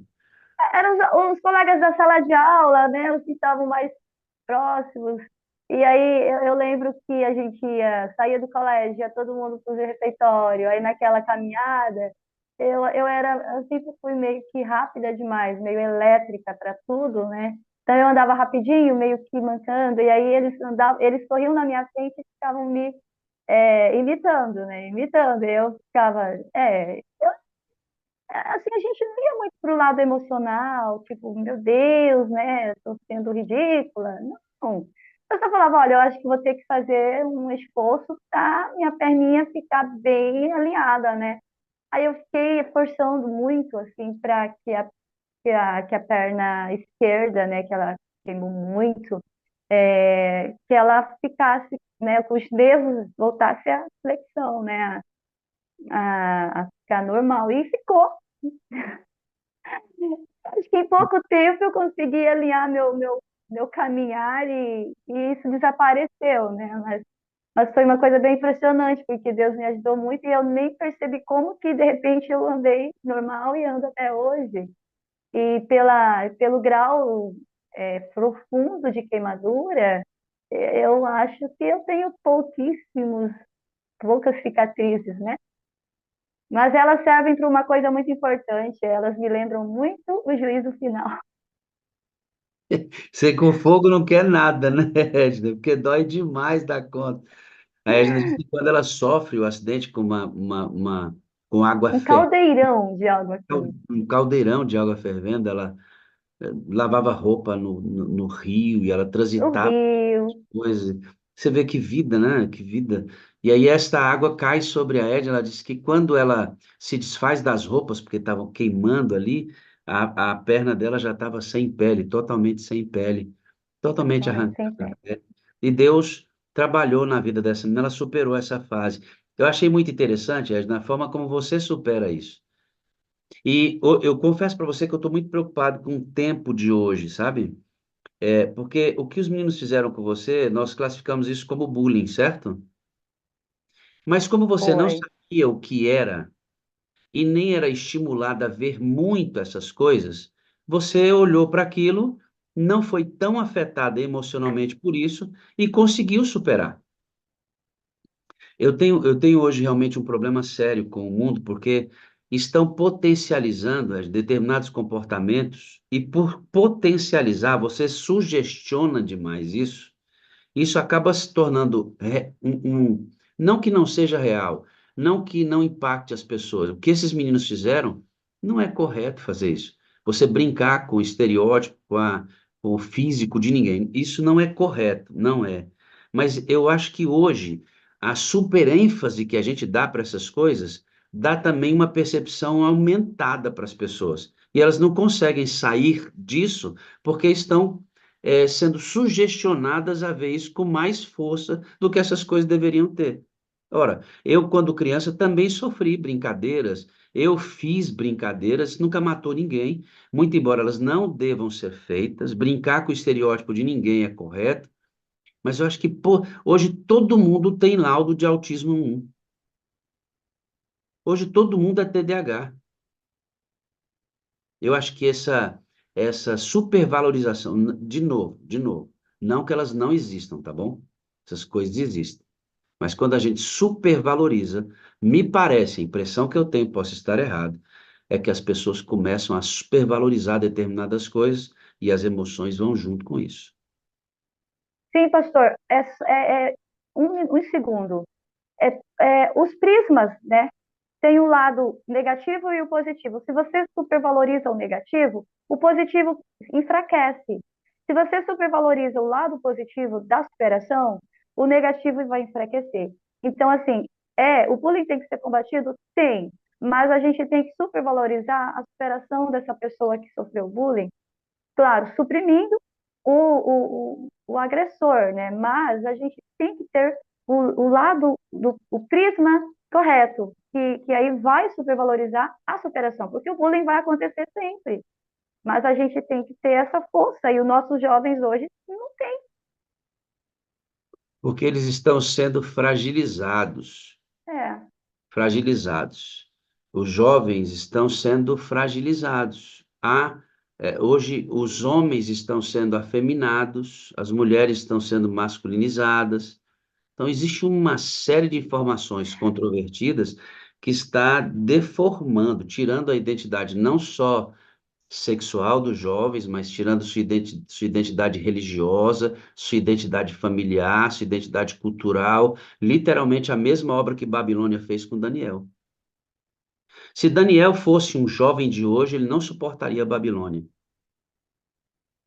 porque Daniel não tinha essa supervalorização aí dessas dificuldades, estava preparado para os embates. Preparado para os embates. Repetindo, nós nunca devemos brincar com o estereótipo de ninguém, com a aparência física de ninguém, mas se brincarem com a sua, isso não é o fim do mundo, irmão. Bola para frente e vambora. Você é muito mais do que isso. Brincaram com o seu cabelo? Você é muito mais que isso. Brincaram com o seu nariz, boca, com o seu tom de pele, porque você não tem dinheiro, porque você. Irmão, ignora isso. Você é muito maior que essas coisas. Vambora. Vambora. O futuro está esperando a gente lá na frente. Bom, Edna, você passou depois disso, vai para o colégio, você se forma, hoje você é professora, é, você se casa com o Madison, nós não vamos entrar nos detalhes anteriores, você se casa com o Madison, sua família hoje é um filho que o Madison tem, você tem dois filhos, né? Fala para a gente da sua família. o meu casamento com o médico é de fato o casamento assim oficial. Eu tive um relacionamento anterior e que eu tive a Monize, né? A Monize Shanaia dos Santos Ferrarelli. Então nós nos conhecemos é, em Guajará-Mirim, Rondônia. Eu estava ali, eu morava em Guajará-Mirim, com a Monize, meu irmão mais velho, agente da FUNAI, ele estava lá na época. Conheci Madison, Madison chegou assim, né? Todo gaiatinho, com ministério musical, ele é compositor, ele é instrumentista, né? Cantor, e ele tem um álbum gravado. Então ele estou assim, né? Falou, olha, eu quero cantar, e eu estava fazendo, inclusive, um programa jovem, eu estava na frente, né? Na direção do programa jovem, e ele falou, olha, você me deixa cantar? Eu falei, eu deixo. E aí me falaram que era aniversário dele, e aí ele cantou, e aí esse foi o nosso início de relacionamento, e aí nós casamos, né? Nós casamos em 2016 e fomos morar em Manaus, né? Fomos morar em Manaus, a minha sogra morava lá, cunhado, e lá nós ficamos. Quando eu cheguei em Manaus, é que eu entrei na rede adventista. Eu cheguei, assim, levando o currículo, levei num colégio, mas não tinha necessidade, né? Professor na minha área. Aí fui no colégio Pô Bernardo, colégio maravilhoso. Eu cheguei lá, a tia Cléo, a diretora, quando a secretária pegou meu currículo, já falou: Ó, você tem horário para entrevista? Já vou encaminhar para a diretora. E ali eu já entrei, né? No mesmo dia eu já saí de lá lotada. E até hoje eu estou na educação adventista. E a minha família, aí, aí o Tiago Luiz veio morar conosco, está até hoje conosco, né? Que ele estava com a mãe, né? O médico estava separado quando eu o conheci, né? Divorciado. E agora nós temos uma constituição familiar. Nós temos, tem a Monize, que é minha, o Tiago, que é do meu esposo, e temos o Luiz Augusto, que é o nosso menino de 5 anos. Você trabalha na rede adventista. Trabalho. Você é professora de inglês. Aham, Que legal. Agora pensa aqui, ó, porque um pastor foi lá, olhou para é, ela e disse assim: Eu vejo potencial nessa menina aí. Vou levá-la para o colégio. Levou para o colégio, muito embora ela vá e volta, foi a atitude do pastor de olhar para ela e ver o potencial da Edna, que aquela sim. menina lá do mato, irmãos, 100 quilômetros para dentro do mato, pensa numa coisa dessa. Hoje é professora da rede adventista de ensino, professora de inglês, porque alguém olhou para ela e disse assim: vejo potencial nessa menina. Você sabe, eu e você, Marli, Ernesto, Leninha, nós temos uma responsabilidade nesse mundo aqui, irmãos. Nós temos que ver em cada pessoa potencial de salvação. Você não pode viver, hein, Raimunda? Tá aí arrumando a roupinha, né, Raimunda? Você não pode viver nesse mundo aqui sem olhar para as pessoas e ver em cada ser humano um potencial para alguém salvo em Cristo. Porque esse pastor olhou para Edna e só pelo fato dele acreditar nela, ela saiu de lá e hoje é profissional, bem-sucedida, casada, está feliz com a família dela, porque esse camarada olhou. Nós temos algo mais do que fazer para as pessoas, além de inseri-las profissionalmente no mercado de trabalho. Nós temos que ver em cada um, Vera, em cada um, Irmã Maria Madalena, em cada um, Vânia Mesquita, potencial de salvação. Ou seja, segundo o que estudamos ontem na jornada espiritual, saúde social, foi o tema de ontem à noite que eu preguei, a nossa primeira relação com as pessoas é para a salvação deles. Eu não me relaciono para outra coisa com ninguém, com ninguém. Se for meu amigo, beleza. Se for viajar comigo, beleza. Se for separar. Não, eu me relaciono com as pessoas primeiro, irmão Ernesto, para a salvação delas. Então, nós olhamos primeiro o potencial de salvação em cada ser humano. E aí, deixa eu perguntar para você. Ano passado, quem entrou no tanque de batismo sob sua influência? Eliane. Pessoal da sala aqui, irmão, a gente precisa levar muitas almas ao batismo, viu, Ignaldo? Em Axa, qual foi a última pessoa, Clécia, que entrou no tanque? Você é a nossa moderadora, e fruto da sua influência. Porque nós temos que olhar em cada pessoa o potencial de salvação que elas têm. Porque hoje, a Edna é professora de inglês na escola adventista, mas nós queremos pessoas no reino de Deus salvas para a eternidade. Depende da maneira como olhamos para elas. Ou acredita no que eu estou falando. Se você olhar para as pessoas e desejar a salvação delas, você vai levar muita gente para o céu, irmão. Mas você tem que ter esse prisma aqui, ó. Eu devo olhar para as pessoas primeiro, pensando na salvação delas. Pega a ideia. Pega a ideia. Em 2016, a Edna começa a perceber que o adventismo dela tá meio tipo formatado, um negócio assim meio xoxo, sem muito sal. Ou seja, ela se acostumou com o ritmo da igreja. Entra, faz o louvor, canta, estuda a lição, vai para casa, semana de oração, 10 dias de oração, daqui a pouco vem a Semana Santa. A Edna tava tipo assim, ó, e Edna sempre foi muito ativa. Ela sempre quis estar liderando, adiantada já desde criança começou a cuidar de criança ela ainda. E ela estava tipo assim, ó, no sacolejo da igreja, ó. Tum. Né, Edna? Tava bom aquele negócio. Bancária, Hã? bancária, Ó, bancária. bancária, literalmente. Gostei da experiência. A Edna era uma bancária adventista. Olha, tum, tum, tum, tum. Até que você entrou na sala, Edna. Quem é que trouxe você para a sala, filhinha? A primeira vez que eu recebi um link foi a Gemima, minha cunhada. Ela morava aqui em Cuiabá. Hoje eles foram para Novo Progresso, Pará. E ela me mandou, e eu já entrei na primeira vez que eu recebi o link. E Primeira vez que ela me mandou, eu já entrei. você gostou já da primeira vez? Primeira vez. Nossa, eu falei, uau, que incrível. Parece que dá um movimento interno na gente. Porque eu falei, eu não lembro quem pregou na época, né?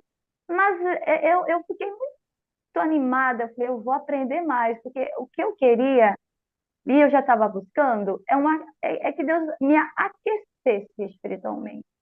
Isso Eu aí. queria ficar aquecida, com vontade, com desejo de fazer algo. Porque meu esposo, ele ama dar estudo bíblico. E aí, toda vez que eu acompanhava em algum estudo, eu morria de sono. Nossa Senhora, eu tinha um sono sobrenatural. Eu falei, Deus do céu, tá ruim. Eu preciso despertar, eu quero sentir vontade, desejo. Eu quero ter, na hora de ensinar a lição ali para a pessoa, eu quero estar mais motivada que todo mundo. Eu quero sentir assim, prazer e vontade de chegar aquele momento, né, da hora do estudo. E eu não tinha antes, não tinha mesmo. Aí, a Sala 57, com a pregação, a tônica, né, da mensagem da Sala 57, que é a pregação do Evangelho, né, com a influência do Espírito Santo, né, a atuação do Espírito Santo. Então, eu falei, é isso que eu preciso buscar, né? E é isso que eu estou buscando. E logo começam, então, já a aparecer novidades para mim. Porque é muito interessante que a Edna entra, ela diz assim: eu não sou para influenciar pessoas, não é possível. Não, Ela se sentia meio apagadinha, irmão. Sabe aquela ideia de que ela não impactava e ela queria ser essa luz. Ela queria ser essa luz. Até que uma vizinha dela disse: "Ó, eu assisto o Rodrigo Silva." Ela falou assim: "Ah, você assiste o Rodrigo Silva?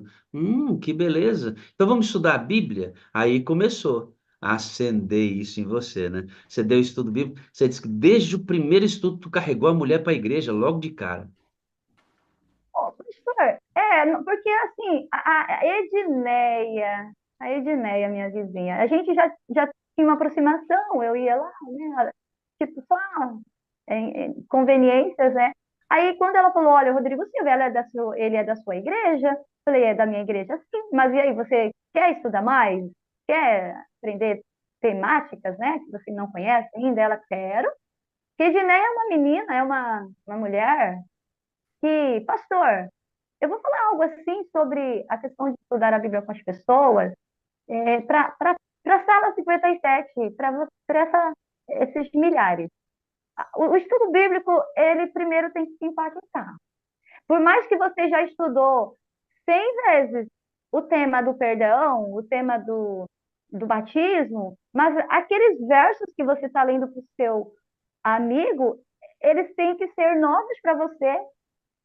E uma vez, e outra vez, e de novo, e de novo.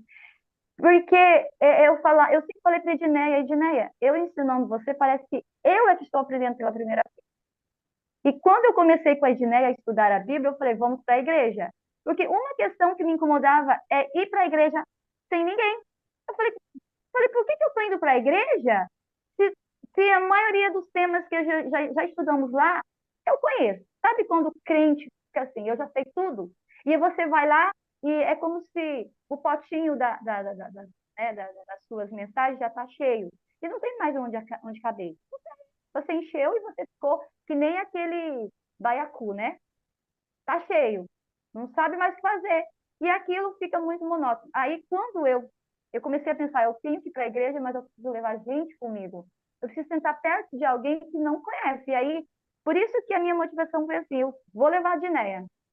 Porque parece que com a Dinéia indo comigo, eu tinha uma motivação muito especial para ir para a igreja. Congregar. Eu falei, olha, Dinéia, é muito importante você estar aprendendo, você tá gostando, você está aceitando as verdades que você está ouvindo, mas o mais importante disso é você se unir a nós. porque a unidade. Outro detalhe da sala 57 que me despertou foi o senso de unidade. Tipo assim, pastor, olha duas concepções, sou uma.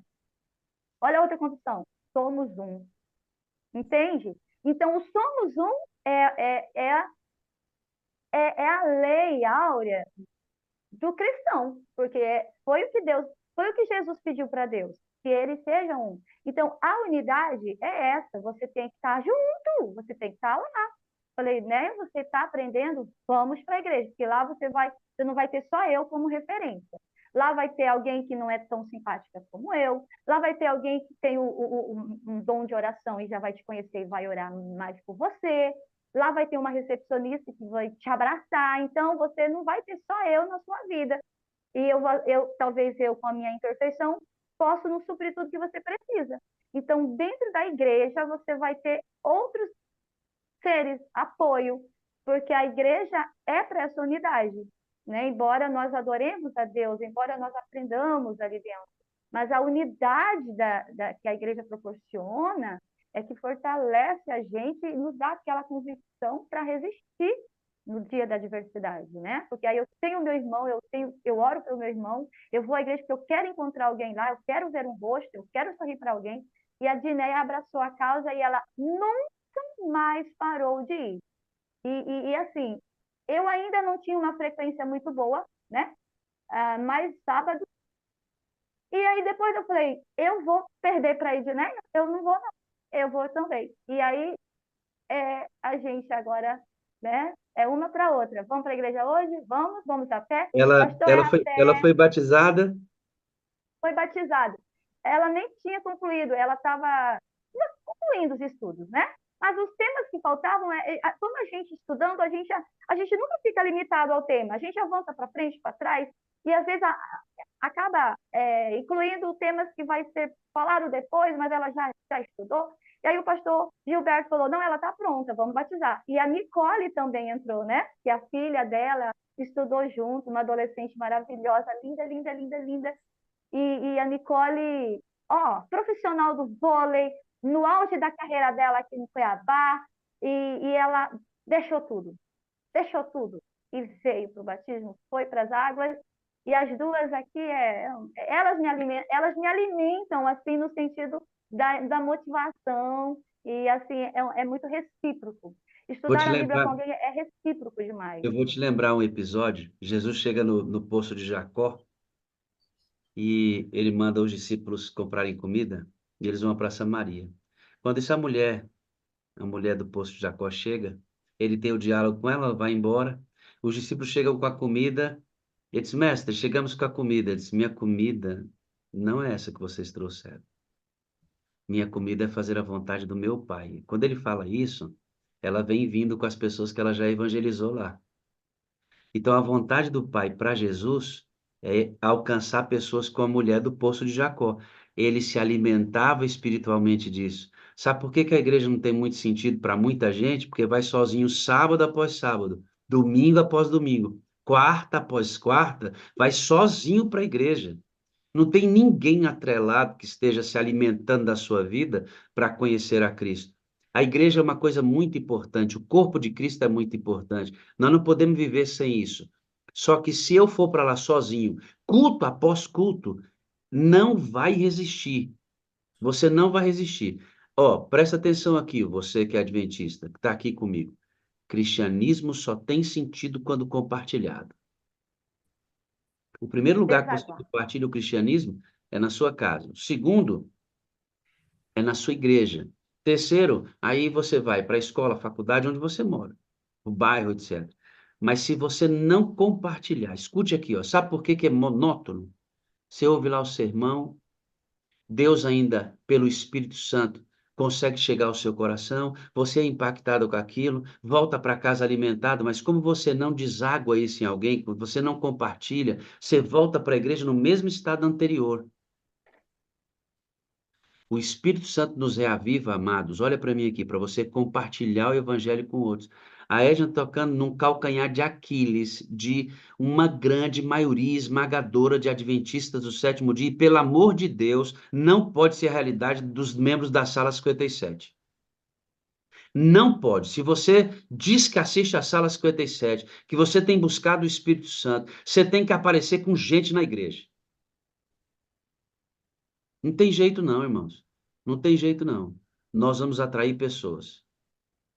Missão atrativa. E essas pessoas deverão ser encaminhadas ao corpo de Cristo. É assim que vive um cristão. E ó, a gente está olhando para a Edna aqui, você está achando? A Edna, ela diz que é sanguínea. A menina Colérica. colérica, sanguínea é o marido. Marido é sanguíneo puro, raça pura do sanguíneo. Pensa, irmão, o colérico e o sanguíneo junto. É tudo para dar errado, né? Só Jesus na causa, Marluce. Mas Hein? quando dá certo, pastor, é uma explosão. Aí não, mas aí só pode dar certo, qualquer temperamento só pode dar certo quando unido por Jesus Cristo, o centro da nossa fé através do poder do Espírito Santo, sobre a bênção do nosso gestor, que é Deus, o Pai. Agora, você como professora, você diz que esse desejo de brilhar, né? Não, não brilhar, você brilhar, mas a luz de Cristo brilhar em você, ser notada por quem Cristo é em você, você sentia falta disso. Entrar na sala foi despertando isso em você, foi te dando mais entendimento sobre como fazer isso. A pessoa do Espírito Santo deixou de ser alguém estranho. Você disse que nem reconhecia o Espírito Santo. Assim, não conhecia pessoalmente. Sabia que ele existia, mas não conhecia. Quando você passou a ter intimidade com ele, essa chama, essa luz foi aparecendo. Me fala um pouco para eles entenderem, como é que a Sala 57 e o ensino sobre a vida no espírito, amor incondicional, comunidade saudável, missão atrativa, essas teologias que nós dissecamos aqui, elas impactaram a sua vida? Como é que ela impactou você como professora? Eu queria que eles conhecessem um pouco disso. Eu queria fazer uma analogia. Olha, imagine que você tem um equipamento de, sabe, de última geração, um equipamento ultra mega eficiente para tudo, né? Mas, e ele pode fazer tudo, né? Vamos imaginar assim. Mas se não ligar na tomada, se não tiver energia, ele vai ser inútil. Por mais habilidoso que seja esse equipamento, por mais coisas incríveis que ele faça. Assim é a nossa vida no âmbito dos nossos talentos. É, os talentos por si podem até impressionar, mas não vão converter. Então, eu sempre gostei muito de dar aula. Nossa, eu sou uma professora de criar projetos, querer envolver aluno. Mas, assim, turmas terríveis, né? Aquelas personalidades de aluno que te deixa quase com AVC, não tinha nada para convencê-los. Podia ser a aula mais incrível, mas a minha aula ficava tumultuada. E eu entrava na sala de aula orando. Eu falava, Deus, vá comigo. Vá comigo. Jesus entra na frente. Edna, Mas não, não antes de tinha você, jeito. antes de você continuar, vai continuar desse ponto aí. Você sabia que eu era esse aluno que quase dava AVC em professor? Eu sentava lá no fundo da classe, Edna, para bagunçar. Eu dei trabalho demais. Só Deus para me salvar, Edna. Continua, mulher, vai. Graças a Deus, então, tem esperança, né, pastor? Por isso que Tem. a gente tem que olhar as pessoas não como elas estão ali naquele momento. Olha, nós não somos oniscientes, não, mas a gente tem que usar essa onisciência para ver esse indivíduo salvo. E quando você olha ele transtornando, tumultuando, mas você olha ele lá nos braços de Jesus, você não vai agir com brutalidade, com preconceito, com retaliação, porque aí você vai entrar com outro recurso, que é o que eu vou falar agora. Então, enquanto eu não tinha essa busca do Espírito Santo, mas eu buscava Cristo, eu buscava relacionamento com Cristo, com Deus, mas assim, nunca muita ênfase no Consolador, não na ênfase de Cristo ter enviado o Consolador. Né? A gente sempre, olha, Cristo veio, Cristo cumpriu a missão, nos salvou. Então a gente fica nessa parte, mas não ultrapassa essa parte que ele voltou e enviou outro. E esse outro é que nós temos que fazer com que ele se aproprie de nós. Então, eu mudei.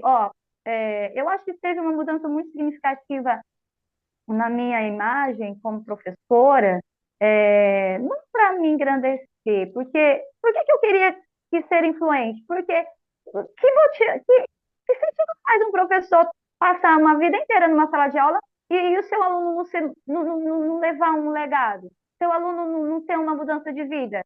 Então não teve resultado. Você só ficou ali por um salário pequeno, que nem é, né? O salário do professor não é motivador. Então, se o seu aluno não foi impactado, não teve um resultado bom. E aí essa era a minha meta. E aí eu falei, ah, tá. Então agora é o Espírito Santo. Agora o Espírito Santo é o Senhor. Até agora eu chamei Jesus, mas agora é o Senhor que vai vir. Você vai entrar na sala de aula comigo, e quando eu chego na porta, que eu vou entrar, eu falei, Espírito Santo, vamos lá. Vamos ver o que a gente faz. Claro que o Espírito Santo nos conecta a Cristo, né? Nós temos Cristo. Nós queremos ser a semelhança de Cristo. Mas o Espírito Santo é o agente. Edna, seu áudio foi fechado, filhinha. Abre o áudio, por favor. Aí. O Espírito Santo é o agente para que tudo funcione e tenha resultado. E assim, é algo que você não vai fazer sozinho. Você vai fazer o que é do seu limite como ser humano. Mas ele vai continuar agindo e de uma forma sem proporção. E aí eu senti muito, assim, a sala, uma mudança muito grande na sala. E assim, a gente vê comentários de colegas, como eu falei com o senhor, pastor. Uma colega já repetiu 3 vezes. Ela falou, o ano passado, eu falei, Edna, não sei o que aconteceu com você, mas hoje você aparece. Sua sala de aula é incrível. E antes você era tão apagadinha, né, lá no seu canto. Então, assim, eu falo, é o Espírito Santo mesmo. É ele que está trabalhando, porque a Edna é a mesma. Ela não tem agora poderes, o talento dela não aprimorou nada. Ao contrário, porque com o tempo a gente vai perdendo energia, né? Vai perdendo aquela pegada, aquele pique. Nossas aulas não vão sendo muito assim como eram quando eu tinha. Estou com 23 anos de sala de aula, então muita coisa a gente vai desgastando, mas quem entrou em ação é o Espírito Santo. E eu fico muito feliz porque eu quero o Espírito Santo todos os dias. E assim, pastor, não só a sala de aula, a minha casa, né? Quantas coisas nós mulheres vamos batendo na tecla sozinhas, querendo que os filhos nos obedeçam, querendo que o esposo nos dê atenção, considere nosso ponto de vista, considere o nosso lado. Mas assim, olha, vamos parar de sofrer, vamos tornar secundárias essas emoções e vamos pôr o Espírito Santo para fazer isso por nós, clamando mesmo, é clamando com o Espírito Santo. O Senhor é que vai endireitar essa vereda, essa Edna, festa aqui que está o que eu desse pude, jeito. o que eu pude perceber na transição da Edna, a ela entender que Jesus ressuscitou, foi aos céus e vai voltar. Ela entendeu agora que antes dele voltar, ele enviou o Consolador, e agora o Consolador é alguém real mesmo. Quando ela fala assim, agora eu peço para o Espírito Santo entrar comigo na sala, falou assim, agora somos nós aqui. Eu não tenho condições de fazer o que eu posso aqui, mas o Senhor vai me dar poder. Quando a Edna vai trabalhar, não é o Espírito que aparece, é Cristo. Entende que esse é o É, mecanismo, irmãos. O sim, problema é que a gente quer revelar Jesus sem um agente que faz com que ele apareça em nós. A gente quer revelar Jesus sem um agente que faz com que ele apareça em nós. Aí, na hora que a coisa fritava dentro da sala de aula, a colérica aparecia. Entende? Por quê? Porque ela queria que Jesus fosse visto, mas ela não tinha um agente que fazia com que Jesus fosse visto. Só que quando ela fala assim, ó, o Espírito Santo, é o seguinte, vamos entrar aí porque eu preciso controlar essa sala e quero revelar Jesus. Aí o Espírito Santo capacita a Edna e quando ela fala, quem aparece é Jesus. Entende? É assim. Então ela deixou de entender que era a capacitação dela, ou as habilidades da Edna, só unida à sua fé, que iria fazer com que isso acontecesse. Ela entendeu agora que as capacidades unidas à fé, batizadas pelo Espírito Santo, fazem Cristo aparecer. Ela entendeu o esquema. E quantas vezes, quanto tempo nós vivemos Longe disso. Edna, nós temos um pouquinho de tempo para terminar, mas eu quero terminar, sabe aonde? Numa história, porque eu quero que o seu testemunho termine dizendo assim, ó, que história legal essa, e Deus cuida de nós. Hoje a gente começou falando da sala que as provações, dificuldades da vida são muito intensas, e Deus cuida de nós. Deus cuida de nós. A Edna, enquanto estava no processo de formação acadêmica, ela não tinha recursos. Muitas vezes não tinha dinheiro para pagar a passagem. Ela ganhava muitas coisas, amiga de pessoas que tinham bens, ela ganhava sapato, ganhava roupa, ganhava passagem do ônibus. Mas chegou um dia que ela não tinha o dinheiro da passagem. Cara, essa história é linda demais. Ela não tinha o dinheiro da passagem. Ela no quarto falou para Deus, Deus, no quarto dela, eu não tenho dinheiro para passagem. E eu preciso ir porque meus estágios estão atrasados, enfim, preciso me formar. Mas eu não tenho dinheiro da passagem. E ela foi indo para a parada de ônibus, sem o dinheiro da passagem, distante das meninas que ela tinha costume, porque ela não queria que elas sentissem que ela não tinha dinheiro. Ela esperou as meninas entrarem, elas pagaram a passagem dela e a Edna entrou no ônibus e ficou lá atrás. E ela não tinha o dinheiro da passagem. De repente. Só, só um Ah, detalhe, pastor, é que a gente adquiria a passagem dentro do colégio, né? Então, era lá com a direção do colégio, a gente já saía com o com bilhete. ticket. Aí é com É ticket. normal como é o ticket, né? E aí, então ninguém sabia da minha situação, né? Porque às vezes a gente chega num tempo que fica saturado, aquela situação, fala, poxa, de novo, e eu tenho que de novo enfrentar. E aí eu entrei no ônibus, né? Numa angústia muito grande, sabe? Uma jovem que não sabe o que fazer naquela situação. Fui lá, sentei na poltrona da janela, ninguém do meu lado, lá no fundão. Olhei para a paisagem, né, de fora. E só pensando aqui, o que eu vou dizer para o cobrador, né? É, e ele se aproximando, ele ia de poltrona em poltrona, pegando os tickets, né? Fazendo aquele carimbinho. E aí ele se aproxima e sabe quando aquele frio na espinha e eu, ai, agora. Aí ele se aproxima da minha poltrona e ele bate aqui, ó. Eu tô olhando para a paisagem, que eu falei, vou esperar ele me chamar, né? Até pensei, será que ele me esquece, né? Nem vê que tem mais uma passageira ali atrás. Mas aí ele bateu aqui, eu virei. Aí ele, com a passagem na mão, ele falou, não precisa você me entregar. O seu amigo ali fora, que na entrada, né? Quando a gente entrou, né? Seu amigo ali fora já me entregou o teu bilhete. Virou as costas e foi embora. Eu fiquei paralisada. Eu falei, mas não tem nenhum menino conosco, né? Eram umas 5 meninas, moças. E eu fiquei muito impressionada. Quando chegamos na cidade, né, para ir para a escola, no caminho eu falei, meninas, quem pagou a minha passagem? Quem de vocês entregou o meu bilhete pro motorista? Porque ele chegou e falou, olha, e ele chegou para mim e falou, é a sua. Então ele identificou que era eu. Então vocês falaram que eu, lá do fundo, não tinha passagem e deram a minha passagem? Elas sabíamos que vocês não tinham. E eu viralizei no colégio, né, no IAAM. Eu falei, olha, alguém pagou minha passagem? Eu fui para o diretor, para a direção, eu falei, vocês estão dando bilhete para o cobrador? Para a Edna, para a aluna Edna, né? Estagiária? Não, a gente nem sabia que você não tinha. Inclusive, depois eu ganhei passagem até o final, né, para São Curitiba. Mas esse amigo não apareceu visivelmente para ninguém. Só para o cobrador, que entregou a passagem, disse que era eu que estava lá, e, e foi incrível, porque como explicar, né? Como é, explicar? milagres não se explicam, né? Diz o Bulhão, se aceitam esses milagres. Quem pagou sua passagem foi Jesus Cristo, irmã. E você aquele dia viajou porque ele pagou o seu ticket. E a gente só vai. Pastor, tem uma Ah, pergunta que meu esposo fez, eu não sei se o senhor teve essa curiosidade. E para voltar, porque você foi, né? Mas você teria que isso, e para voltar. voltar, como é que tu fez?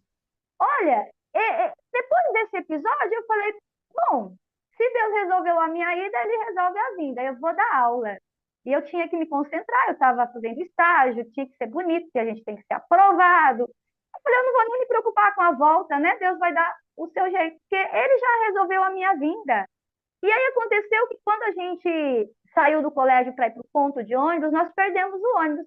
Agora tinha 5 sem ônibus. E aí a gente ficou lá, e agora? E eu nem falei nada, né? Eu falei, agora a gente perdeu o ônibus.